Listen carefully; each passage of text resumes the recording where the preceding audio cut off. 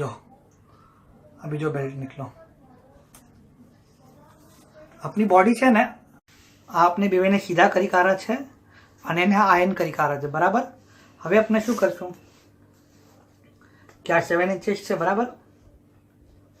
તો 1.5 ઇંચ ઉપરથી અને 1.5 ઇંચ નીચેથી એ છોડી દઈશું.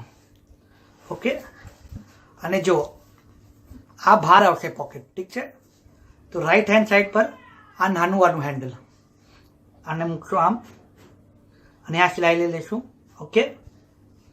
અને લેફ્ટ હેન્ડ સાઈડ પર આ મોટું વાળું હેન્ડલ સેમ વે 1.5 ઇંચીસ 1.5 ઇંચીસ છોડશું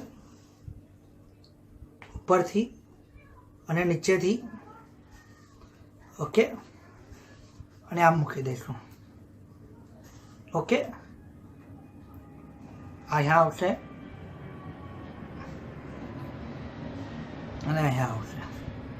આપણે પહેલાં આ બે અટેચ કરી કાઢીએ, સ્ટિચ કરીએ, પછી આપણે બેગને ક્લોઝ કઈ तरह કરશું એ જોશું. આ આપણે બે સાઈડ પોકેટ અટેચ કરી કાઢશે, બરાબર. હવે આને અંદર જ જવા દેજો. ઓકે.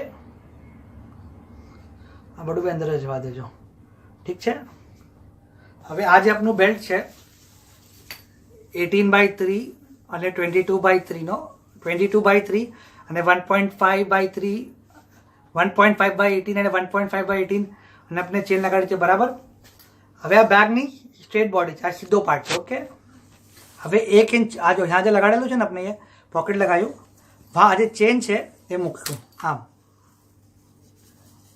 આમ આને આમ એન્ડ તક જવા દઈશું 1 2 3 यहाँ तक આ પોકેટ તક.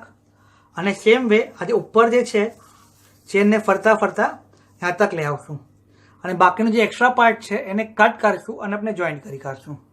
જો એકવાર ફરીથી જો હવે આપણે જોઈન્ટ કરા છે, બરાબર. તો હવે આ જે પાર્ટ છે, આ જે લાઈન છે, આ લાઈનને આપણે આ જે પોકેટ મૂકવું છે એના પર મૂકશું. ઓકે. અને આ જે છે ફરાઈ કાઢશું પૂરું. यहाँ तक આવશું આપણે, यहाँ तक. અને ઉપરથી આ જે ચેન છે એ ફરતા ફરતા यहाँ तक આવશું. પહેલાં આપણે આટલું કમ્પ્લીટ કરીએ, પછી આ બેગનો સેકન્ડ પાર્ટ છે એને જોઈન કરશું. ઓકે.